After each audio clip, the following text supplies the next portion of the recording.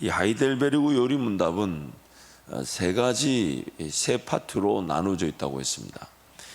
첫 번째 파트는 나의 죄와 비참이 얼마나 심각한가, 나의 이런 죄인됨, 죄로 인한 비참함이 얼마나 심각한가. 두 번째는 내가 어떻게 나의 모든 죄와 비참에서 구원받는가. 그래서 삼위일체 하나님, 성부 하나님의 주도적 사역과 성자 하나님의 주도적 사역과 성령 하나님의 주도적 사역들, 또 우리가 지난주까지 그 하나님께서 우리에게 주신 은혜의 수단들, 말씀과 성찬과 세례, 또 교회의 열쇠, 권징에 대한 그런 말씀들을 살펴봤습니다. 이제 오늘부터 3부, 이제 마지막 부분인데요, 내가 어떻게 그러한 구원을 주신 하나님께 감사를 드리는가. 그래서 그 감사의 그 내용들을 살펴보게 됩니다. 구원의 열매들로서 선행이 나타나는 것과 그 선행을 위한 필수적인 요건으로서 회개, 진정한 회심, 그리고 이제 그 선행과 회심의 내용들을 우리에게 가르치시기 위해 허락하신 십계명을 중심으로 한 율법과 또한 예수님이 우리에게 가르쳐 주신 기도로 감사를 표현하는 법을 우리에게 가르쳐 주실 것입니다. 그래서 이 우르시누스의 하이델베르그 요리 문답 해설에 보면 참된 그리스도인들의 감사란, 첫 번째, 그리스도로 말미암아 우리가 죄와 사망에서 구원받은 그 은혜의 사실을 시인하고 고백하는 것이다. 두 번째는 하나님을 거스릴 수 있는 모든 곳과 죄를 피하게 만든다. 감사가 하나님의 그 능력의 시작이라는 것이죠. 또한 하나님의 뜻에 따라 삶을 영위하는 것, 내가 오늘 하나님의 뜻 가운데서 삶이 지켜지고 세워지고 또 영위되는 그 모든 것이 감사로 이루어진다. 네 번째, 참된 믿음으로 오직 하나님으로부터만 모든 선한 것들을 바라고 기대하고 받게 된다. 즉 감사가 믿음의 역사의 문을 연다는 것입니다. 감사가 단순히 내가 받은 구원의 사랑만을 고백하는 것이 아니라 내가 지금 싸워 이겨야 될 모든 영적 세력들, 내 죄의 문제를 싸워 이기는 능력이 되며, 또한 내 삶이 하나님의 뜻 가운데서 지켜지고 보호되고 유지되고 세워지는 그 하나님의 뜻에 따라 삶이 영위되는 능력이 되며, 세 번째는 이 감사가 다름 아닌 오늘 내 삶이 정말 하나님 그분으로부터 오는 모든 믿음의 역사, 믿음의 능력들을 여는 포문이 된다는 것입니다. 그래서 감사는 받은 바 음덕에 대해 감사를 돌리고자 하는 신실한 바랍니다. 이게 현재형으로 이렇게 쓰여졌지만 아마도 이 영어로 표현하자면요, 항상 진리는 현재형으로 얘기합니다. 즉 우리는 받은 것에 감사만 할 뿐이라는 것입니다. 지난날에 어떤 은혜를 받았는지, 또 지금 어떤 은혜를 받고 있는지, 앞으로 어떤 은혜를 받게 될지, 이것은 현재형으로 표현되는 진리의 말씀이라는 것입니다. 그래서 사람은 선행을 통해 하나님을 영화롭게 합니다. 하지만 요구되어진 선행은 사람의 힘으로 불가능합니다. 우리는 선행을 나타내야 되지만 우리 힘으로 선한 행위를 나타낼 수가 없습니다. 우리는 다 죄인이기 때문에요. 선행은 참된 회심이 있어야 가능합니다. 죄인됨의 상태에서는 하나님을 찾지도 구하지도 감사치도 않기 때문입니다. 그래서 오늘 우리에게 진정한 은혜는 죄인됨을 깨닫는 것이죠. 죄인됨을 깨닫고 하나님께로 돌아설 때, 그것을 회심이라 그러고, 하나님께 돌아설 때 그때부터 그 돌아서는 그 순간부터가 바로 주님을 따라가는 길, 즉 주님이 이루어놓으신 길을 우리가 맛보는 은혜의 길, 진정한 회심과 감사의 길이 되는 것입니다. 참되게 회심한 자들은 반드시 감사를 시작으로 한 선행을 이루어냅니다. 감사 자체가 선한 행위의 시작입니다. 즉 성령의 인도하심에 따라 그리스도께서 이루어놓으신 길을 따름으로 선행이 나타나게 되는 것입니다. 우리가 선한 행실을 통해 구원을 받는 것이 아닙니다. 선한 행실은 우리 능력으로 나타나지 않습니다. 예수께서 이루어놓으신 것을 성령께서 우리에게 맛보게 하실 때에 우리는 그저 맛보는 것뿐입니다. 사람에게 요구되어진 정의, 즉 순종과 선행으로 하나님을 예배하는 것이 무엇인지를 율법을 통해 깨닫게 됩니다. 그래서 그 율법의 내용은 하나님과 우리와의 관계 회복적 의식법, 제사법만 있는 것이 아니라 또한 하나님의 나라 백성이라면 마땅히 따라야 할 법, 시민법을 우리에게 요구하고 있고, 또한 사람이라면 마땅히 하나님 앞에서 살아내야만 하는 그 도덕법, 사람이라면 마땅히 살아내야 하는 그 도덕법을 다 포함하고 있습니다. 그리고 그것이 우리에게 요구되어졌는데 우리는 이룰 힘이 없었죠. 그 율법을 누가 이루셨습니까? 누가 이루셨습니까? 예수님이 이루신 것이죠. 그리고 이제 그것이 우리에게 제사법, 그 의식법과 또 그 구약 당시의 시민법은 예수 그리스도로 말미암아 이루어졌습니다. 더 이상 그런 희생 제사, 의식법은 우리에게 요구되지 않습니다. 또한 구약 시대 하나님의 백성들에게 요구되었던 그 시민법, 그 더 이상 우리에게 요구되지 않습니다. 왜냐하면 성령의 법이 이루어졌기 때문에. 그리고 이제는 그 율법이 지향하는 바, 율법의 정신, 율법의 의, 율법의 목적이 우리에게 이루어졌는데, 예수 그리스도를 통해 이루어진 율법이 이제 성령을 통해 우리에게 맛보아지게 되는 것이, 지키는 법이 아니라 지켜지게 되는 법으로 우리에게 누려지게 되는 것입니다. 그래서 진정한 선행인 감사는 그리스도를 통해 십계명을 중심으로 한 율법이 지켜지게 하시는 하나님의 은혜에 대한 반응이며, 주님이 가르쳐주신 기도로 그 감사가 표현되어지는 것입니다. 감사라는 것은 우리가 나타내는 선한 행위의 시작점인데, 그 감사도 하나님께서 우리에게 은혜를 베풀지 않으시면 감사하지 않더라는 겁니다. 그런데 하나님 은혜로 구원을 받은 우리가 감사할 줄 알게 되었고, 그 감사는 마땅히 은혜에 반응하는 자세인 거죠. 그래서 하나님 은혜를 맛보고 하나님 은혜를 경험하고 하나님의 권세와 능력을 이런 거구나 라고 깨닫게 될 때 우리 입에서 나오는 고백은 딱 한 가지밖에 없습니다. 뭡니까? 감사밖에 없죠. 감사밖에 없죠. 그러므로 우리 신앙의 어떤 이 좀 더 깊이 그 정도를 재어볼 수 있는 기준은 얼마나 감사할 줄 아는 것. 그리고 나중에 그 감사가 단지 받은 것, 또 받을 것 이런 것만 감사하는 게 아니라 믿음으로 선포까지 합니다. 우리 한번 선포해볼까요? 감사합니다. 함께 선포합니다. 시작. 감사합니다. 더 감사합니다. 갈수록 더 감사합니다. 감사하면 기적이 일어납니다. 감사합니다. 더 감사합니다. 갈수록 더 감사합니다. 감사하면 기적이 일어납니다. 감사합니다. 더 감사합니다. 갈수록 더 감사합니다. 감사하면 기적이 일어납니다. 아멘. 받은 은혜에 감사하는 건 마땅한 것이고, 또 받고 있는 은혜에 감사하는 것도 책임입니다. 또한 하나님이 우리에게 주실 은혜를 감사하는 것도 마땅한 자세입니다. 그러나 그에 머물러 있지 않고 감사로 그 믿음의 길을 선포로 나아가는 것입니다. 감사로 시작하는 겁니다. 감사로 문을 여는 것입니다. 아멘. 내가 받았고 받을 부분에 대한 감사는 마땅한 것입니다. 당연한 것입니다. 그러나 감사로 문을 여는 것은 오늘 우리 믿음의 시작인 것입니다. 왜냐하면 하나님 그분의 손을 벗어날 만한 일이 없으며, 하나님 그분이 구원하지 못할 일이 없으며, 하나님 그분이 함께하지 못할 시 공간은 존재하지 않습니다. 그래서 우리는 드릴 수 있는 건 감사밖에 없고 감사로 삶을 시작하는 것이죠.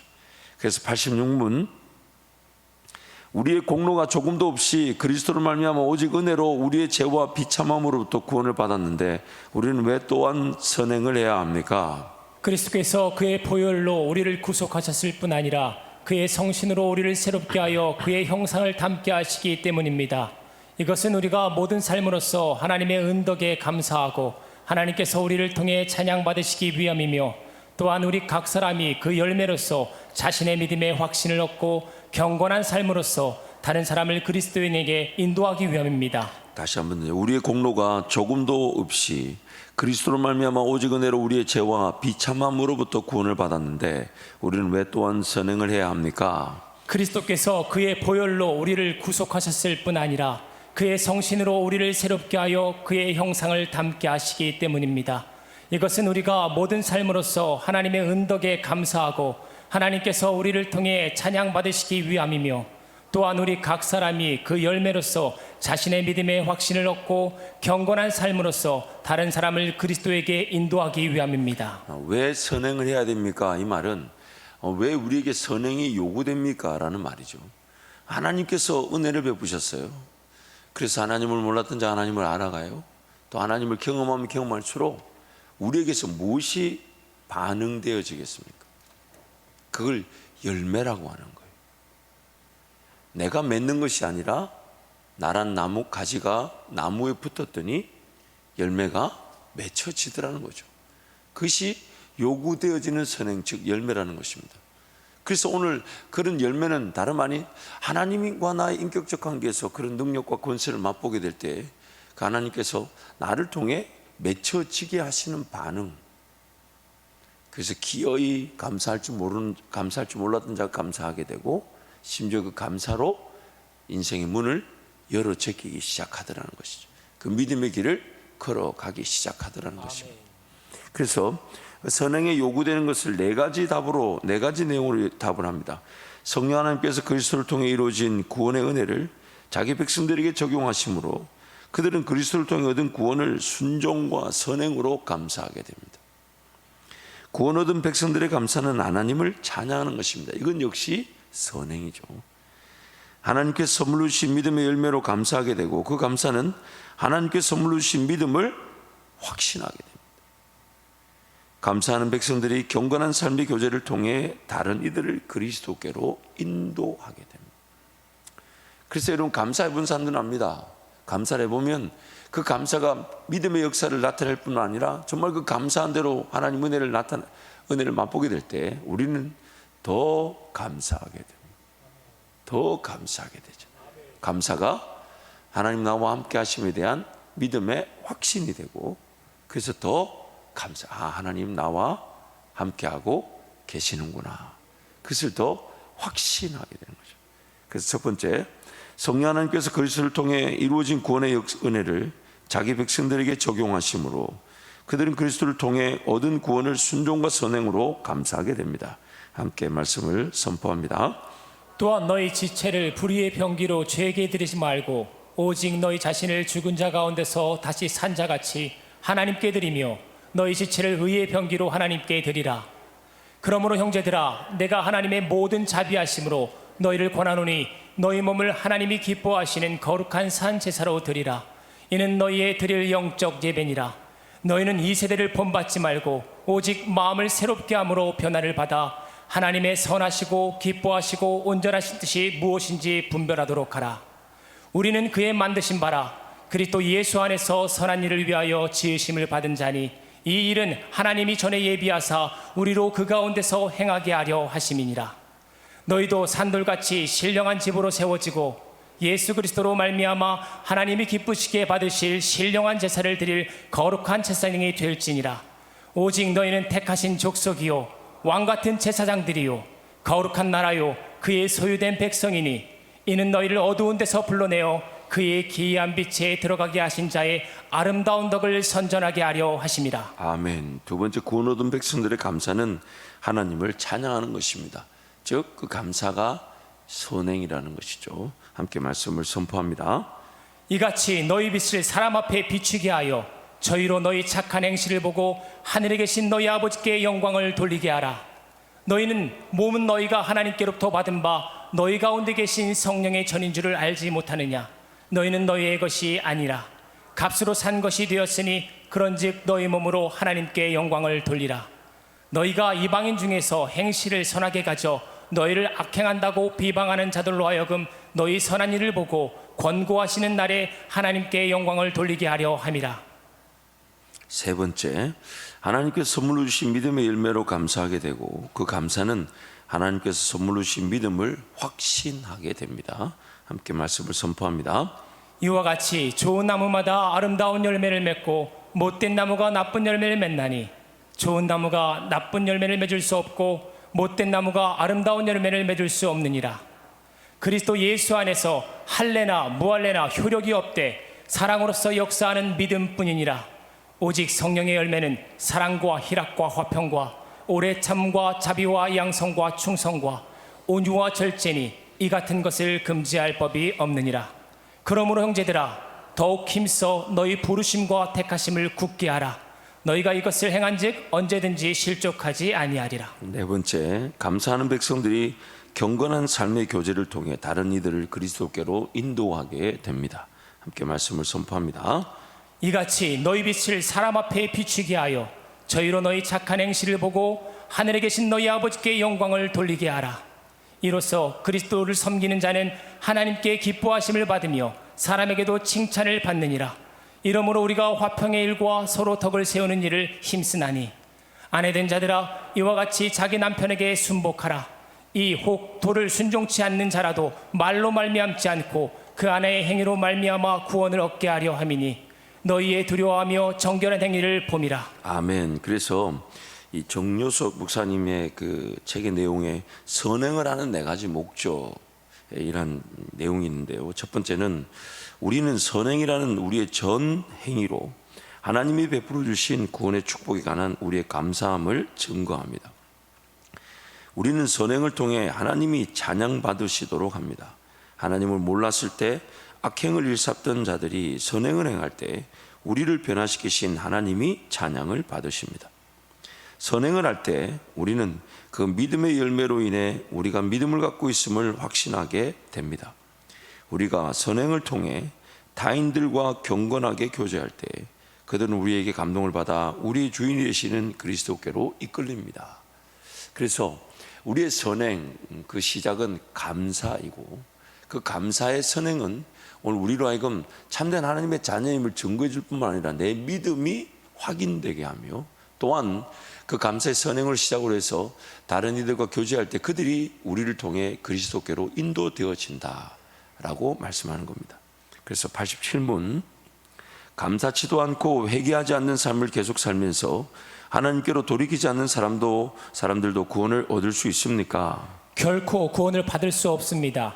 성경은 음란한 자, 우상 숭배자, 간음하는 자, 도둑질하는 자, 탐욕을 부리는 자, 술 취하는 자, 욕하는 자, 강도질하는 자나 그와 같은 죄인들은 하나님 나라를 유업으로 받지 못한다고 말씀합니다. 다시 한번 더요. 감사치도 않고 회개하지 않는 삶을 계속 살면서 하나님께로 돌이키지 않는 사람들도 구원을 얻을 수 있습니까? 결코 구원을 받을 수 없습니다. 성경은 음란한 자, 우상 숭배자, 간음하는 자, 도둑질하는 자, 탐욕을 부리는 자, 술 취하는 자, 욕하는 자, 강도질하는 자, 그와 같은 죄인들은 하나님 나라를 유업으로 받지 못한다고 말씀합니다. 아멘. 그 내용을 보면 탐욕을 부린다 혹은 욕한다, 아마 여기에 안 걸리는 사람은 없을 겁니다. 저도 가끔씩 놀랍니다. 제 입에서 그렇게 욕이 나올 줄은 몰랐어요. 주로 도로 상황에서 가끔씩 나오는 것 같아요. 점점 도로가 위험해진다는 것을 많이 느낍니다. 물론 제가 남성 여성을 비하하자는 게 아니라 사람들이 많이 급해진 것 같아요. 그래도 대전 와서 참 감사했던 것이 경적 소리가 많이 들리지 않아서 야, 역시 양반의 동네구나. 부산에서는 그렇지 않습니다. 우리는 말로 하지 않습니다. 경적으로 말합니다. 또 이러면 또 부산 사람들도 비하하는 바람 같은데, 근데 여러분 보세요. 지금 여기서 말하는 이 제 내용은 다름 아닌 내가 그런 상황에 처해 있으니 그냥 나는 내버려 둬라. 나는 그렇게 욕할 수밖에 없고, 나는 그렇게 탐욕할 수밖에 없고, 나는 그렇게 도둑질할 수밖에 없고, 나는 그렇게 동성애할 수밖에 없는 자다. 그것을 경계해야 한다는 것입니다. 비록 내가 욕을 안 해야 되며 탐욕을 부리지 말아야 되는 걸 알면서도 또 오늘 그런 죄를 짓더라도 그는 하나님 참 이 죄인 불쌍히 여달라고 그 하나님을 찾고 하나님을 구하는 것이 우리가 말하는 회심이지. 내가 한번 그렇게 거짓말하지 않았다? 그럼 내일도 안 할 자신 있습니까, 여러분? 여러분 어제 거짓말하지 않았습니다. 그럼 오늘 거짓말 안 할 여러분 능력이 있으십니까? 우리는 주님을 떠나서는 그 어떤 죄도 우리 힘으로 통제되지 않습니다. 그때 잠시 안 할 수 있었지 오늘 내가 안 할 수 있을지 그렇게 자신만만해할 사람은 아무도 없죠. 그러므로 어떤 죄든지 간에 우리는 피하지 못한다는 것을 늘 인식하고 하나님 은혜를 구하는 것이 진정한 회심입니다. 그래서 우리는 끊임없는 죄를 회개합니다. 그리고 그 본질적인 회심, 회개의 내용은 뭐냐면 죄를 피할 수 없는 죄인됨을 회개하는 것입니다. 하나님, 어떤 죄를 또 어떻게 짓고 있으면서도 죄를 짓고 있는지 모르는 죄인입니다. 이런 비는 이것은 영적인 문제나 정서적인 문제나 이런 것만 얘기하는 게 아닙니다. 예를 들면 내 몸을 제대로 관리하지 못하는 것도 죄입니다. 하나님 앞에서 하나님 그분과 동행하게 될 때 우리는 이렇게 병들고 지치고 또 그런 쓰러진 이런 육신의 몸을 갖고 있지 않을 겁니다. 하나님 그분과 함께 동행하면 영원한 천국의 삶을 살 텐데 죄 가운데 빠져 있고 죄에 사로잡혀 있다 보니까 이 몸조차도 제대로 관리하지 못하는 죄인입니다. 왜냐하면 이 몸도 내 것이 아니라 누구 것입니까? 누구 것입니까? 내 겁니까? 아니, 여러분, 불리하면 대답을 안 하시는 그거는 오늘부로 끝나시길 축복합니다. 불리해도 진리는 진리예요. 이 몸이 누구 겁니까? 하나님의 것이죠. 그런데 이 몸이 병들었다? 누가 병들게 만들었을까요? 나죠. 그러므로 오늘 우리는 항상 어떤 죄를 어떻게 지을지 모르는 죄인이며 지금도 어떤 죄에 사로잡혀 있는지 모르는 게 죄인입니다. 어떤 죄가 나를 괴롭히고 있기에 내가 그렇게 기도해야 되는데 기도가 안 되는지, 근데 그 기도가 안 되는데도 내버려 두고 살잖아요. 하나님 그분 앞에 완전히 엎드려야 됨을 알지만 온전히 엎드릴 만한 능력이 없어요. 왜요? 죄에 사로잡혀 있어서. 죄가 나를 가로막고 있는 거죠. 근데도 그 기도가 해야 되는데 기도가 안 되는 거, 말씀 읽어야 되는데 말씀 안 읽혀지는 그 상태에 내버려 둡니다. 그것도 또 다른 죄의 지배 현상이에요. 어떤 죄가 지금 나를 사로잡고 있는지, 어떤 죄가 나를 지배하고 있는지 이것을 잊지 않고 항상 하나님 은혜를 구하는 것이 진정한 회심이고, 그것이 어쩌면 예수 사랑을 맛보는 첫사랑의 단추일 겁니다. 아니, 단추입니다. 나의 죄인됨을 고백하고 예수가 아니면 오늘도 사라질 수 없는 인생, 그 어떤 은혜가 더 필요하다기보다는 내 죄인됨을 깨닫고 이 죄인을 불쌍히 여겨달라고 엎드릴 수 있는 게 오늘 우리가 누릴 수 있는 아마 처음이자 마지막 구원의 은혜일 것입니다. 그것이면 충분합니다. 그것이면 충분해요.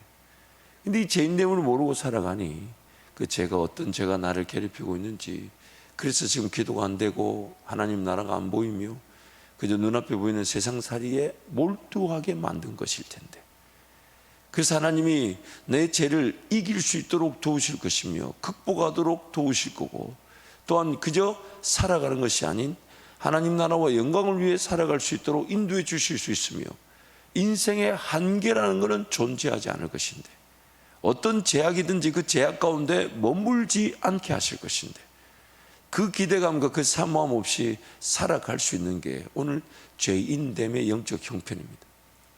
그래서 참된 회심이라는 것은 내가 그런 죄를 짓지 않는다는 것이 아니라 그런 죄를 지을 수밖에 없는 죄인임을 날마다 인정하고 하나님 이 죄인을 용서하여 주옵소서. 그게 바로 참된 회심, 지속적인 회개, 끊임없는 은혜의 강구인 것입니다. 그래서 그 답의 내용을 좀 정리하자면요, 하나님의 구원을 감사하지 않는 자, 그래서 여전히 사악한 삶에 머무는 자, 그래서 부정과 우상 숭배와 간음과 도둑과 탐욕과 술주정과 비방과 강도 등의 죄를 짓는 자들은 결코 하나님 나라를 유업으로 받지 못합니다. 그런 곳에 계속 머무는 자는 육체의 일에 빠진 것입니다. 그래서 오늘 또 우리는 은혜를 광고할 때 하나님, 저는 오늘 또 하나님 은혜를 온전히 누리지 못하는 죄인입니다. 하나님 나를 위해 계획해 놓으신 최고의 은혜를 항상 놓칠 수밖에 없는 죄인입니다. 여러분, 지난날의 삶을 뒤돌아보세요. 하나님의 최선의 은혜는 우리는 다 누렸어요. 그래서 멸망당하지 않고 용서함 받고 구원을 받았지만 최고의 은혜라는 측면에서 보자면 많이 놓치지 않았나요? 비단한 대로 그때 더 기도할 수 있었다면, 그때도 하나님의 영광을 사모할 수 있었다면, 그때도 주님만 온전히 바라볼 수 있었다면, 그럼 그 기회들은 다 더 나은 최고의 은혜가 있었는데 저버리며 살았던 겁니다. 오늘도 내 삶에 하나님의 그 인도하심은요, 수많은 갈래가 있을 수 있습니다. 수많은 선택의 사항들이 있을 수 있고 수많은 결정의 기회들이 있습니다. 근데 그 가운데서 하나님과 동행의 목적이 뭐냐면 최고의 길을 하나님만이 아신다는 거예요. 그게 오늘 우리가 믿음으로 살아야 될 이유가 되는 겁니다. 근데 나는 그 최고의 길을 안다 모른다? 아예 알아요 몰라요? 그래서 오늘 또 이 새벽에 깨워서 달려 나왔으니 오늘 하루도 하나님 최고의 길을 놓치지 않게 해 주십시오. 아멘. 그것이 오늘 우리가 믿음으로 살아가는 특권인 거예요. 특권. 그래서 오늘 여러분 새벽 기도하실 때 내 힘으로 살지 않게 도와주십시오.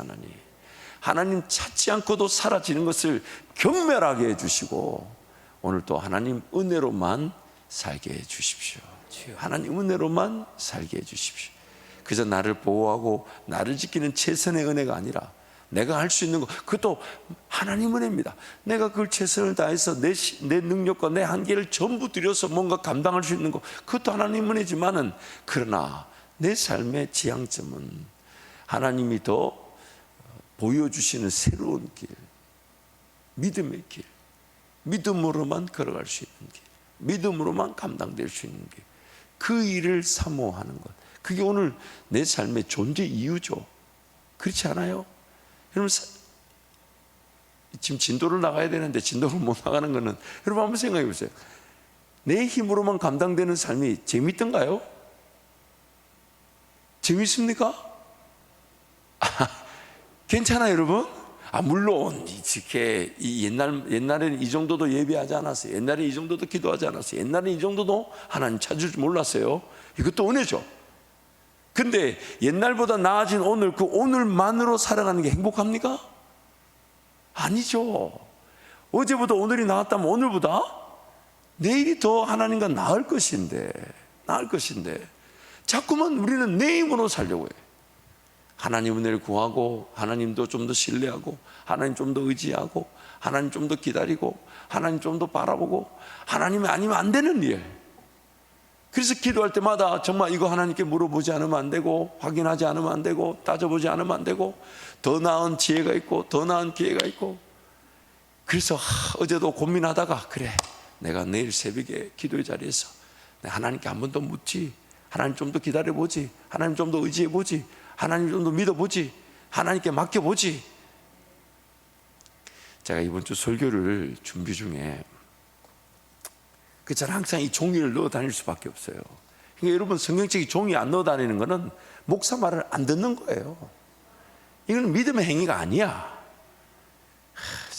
그래서 제가 항상 이렇게 우리 행정팀한테 요만한 종이를 잘라드려요. 성경책에 또, 왜냐하면 다른 노트를 들고 다녀야 되는데 그게 또 귀찮잖아요. 또 막 바쁘게 다니다 보면 이 노트를 잊어버리는데 꼭 종이를 넣어요. 그래서 오늘 아침에도 하나님, 사실 설교를 2편을 이제 준비해 놓은 게 있는데 어느 걸 해야 될지 지난 3일 동안 그게 계속 고민이에요. 그래서 어제도 하루 종일 어느 설교를 해야 될까, 어느 설교를 해야 될까 이게 고민하는데 아무리 고민해도 머리만 아프, 머리만. 그래가지고 차라리 내일 새벽에 좀 더 일찍 일어나기라도 해야 되겠다. 그래서 일찍 잤습니다. 수요예배 마치자마자 고민해분들 나한테 답이 없어요. 그리고 새벽에 조금 일찍 나와서 종이 딱 펼쳐놓고 딱 이렇게 놓고 주님 말씀해 주옵소서.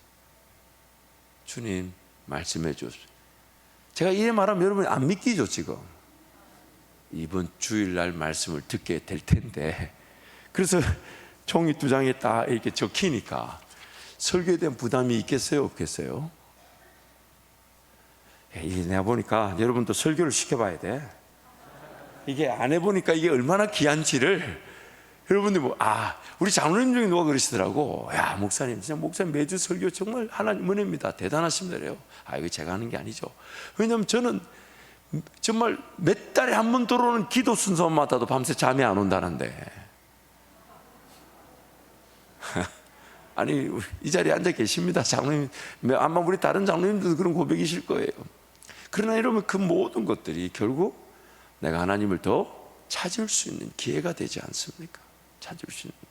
그래서 오늘 우리의 삶은 항상 하나님 은혜를 구할 수밖에 없는데 진정한 그 선행, 즉 감사를 하기 위해서는 오늘 내 삶에 진정한 회심의 은혜가 있어야 한다는 것이.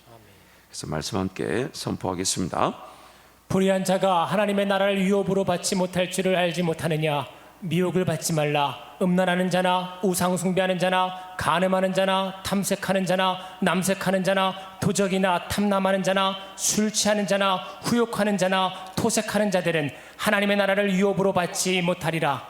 육체의 일은 현저하니 곧 음행과 더러운 것과 호색과 우상 숭배와 술수와 원수와 맺는 것과 분쟁과 시기와 분냄과 당짓는 것과 불리함과 이단과 투기와 술 취함과 방탕함과 또 그와 같은 것들이라. 전에 너희에게 경계한 것 같이 경계하노니 이런 일을 하는 자들은 하나님의 나라를 유업으로 받지 못할 것이요 너희도 이것을 정령히 알거니와 음행하는 자나 더러운 자나 탐색하는 자 곧 우상 숭배자는 다 그리스도와 하나님 나라에서 기업을 얻지 못하리니 누구든지 헛된 말로 너희를 속이지 못하게 하라. 이를 인하여 하나님의 진노가 불순종의 아들들에게 임하나니 우리가 형제를 사랑함으로 사망에서 옮겨 생명으로 돌아간 줄을 알거니와 사랑치 아니하는 자는 사망에 거하느니라. 그 형제를 미워하는 자마다 살인하는 자니 살인하는 자마다 영생이 그 속에 거하지 아니하는 것을 너희가 아는 바라. 그래서 지금 질문의 답이 뭐냐면, 질문이 무엇이냐면 진정한 회심을 통해 감사하는 자들이 하나님 나라를 유업으로 받는다는 것이죠.